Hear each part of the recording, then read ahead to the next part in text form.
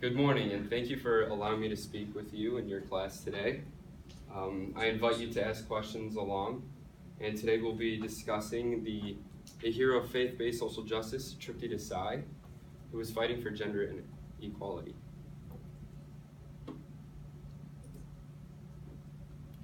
Miss Desai is 31 years old, and she was born in the city of Pune, which is in the state of Maharashtra. Her father abandoned her when she was a toddler, and to practice the Indian practice of ashram, which means isolating oneself to grow spiritually and learn through a nonviolent and disciplinary actions. They do this to grow spiritually, mentally, physically, and even emotionally. Her mother was forced to raise her and her two siblings all by herself. She's a practicing Hindu and fasts every Saturday. She primarily started fighting for slum dwellers, which are people who live in highly populated urban areas which have a substandard living. She fought for their rights that the government entitled them to, but sometimes did not receive.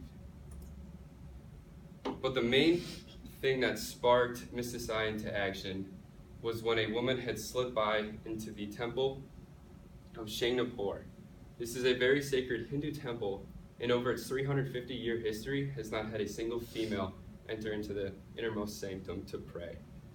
And so this is it, and the female had crossed the fence or the arcade, anyways, to go enter and pray. And once this had happened, priests and other people did not like this. It made it national news. They began a purification ceremony involving honey and tea, as it is thought in India that our women are unclean as they menstruate, and they should not be able to enter these parts of the temple. And this infuriated Miss Desai. She said, God does not discriminate against women and female, so why, or women and men, so why should religion? Her actions. She was the leader of the forefront of a campaign that fought for gender equality. She led bands of women to go to holy temples and shrines to pray, even though that they were not allowed to by the religion. However, the Constitution allows women the same rights as men, so it is unconstitutional for them to not be allowed into these areas to pray. She became a leader in an anti-corruption protest, which is a non-violent protest against a local bank. She also formed an organization called Bhumata Brigade, which translates to Mother Earth Brigade, which fights on a range of issues. And she also led a peaceful protest into the Haji Ali Mosque in Mumbai.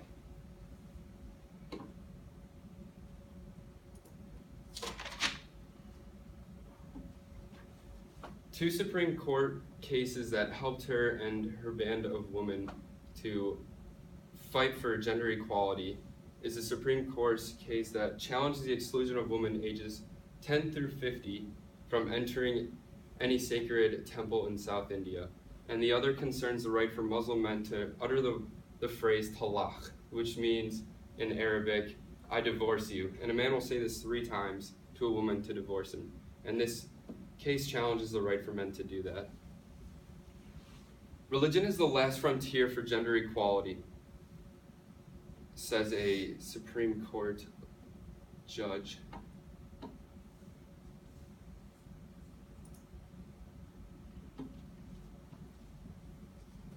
Due to the constitutional act that women are allowed the same rights as men, she took her band of women to the Mahalmi Temple, which is one of the most famous temples in India.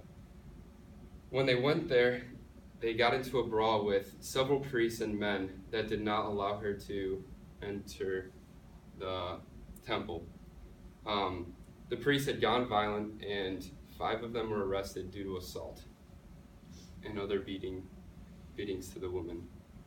She quoted, "We were lucky to get out alive." But this did not deter her. She continued on and went to She drove 3 hours to Shawnee Temple and was denied again by security guards. 4 months later, she tried again, but this time with a court order to allow her to do this. And she had police escort her and her band of women to the temple to pray. Within a week, she had went to the Trimbakshar temple, which is especially holy because it represents Lord Shiva, which is within the Holy Trinity with Vishnu and Brahma. This time, 40 officers arrived there at 6 a.m. to escort the woman into the innermost sanctum part to pray.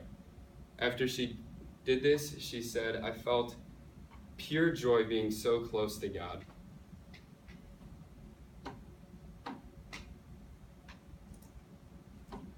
All right, and we have an extra credit opportunity. If you would like to answer one or more of the questions, what have you learned from Mrs. Sai and how can you apply it? Or, do you see gender inequality in the U.S. today? I'll open that up to you. Well, the second one's kind of obvious with the fact that women are paid, I don't know the percentage of it. 77 cents? Yeah. 78 cents maybe? Yeah, it's like 70 something, I think it is 77 cents compared to a man's dollar. So for every dollar a man makes, a woman makes less, even though they're doing the exact same job with the exact same qualifications, exact same education. They're still making less for some reason. What was the wage gap? Yeah, there's gender inequality in the U.S., but I mean, it's not like, I don't think a religious standpoint like what it was in India. I mean, I don't really know off the top of my head of any real religion in the U.S. that discriminates against gender.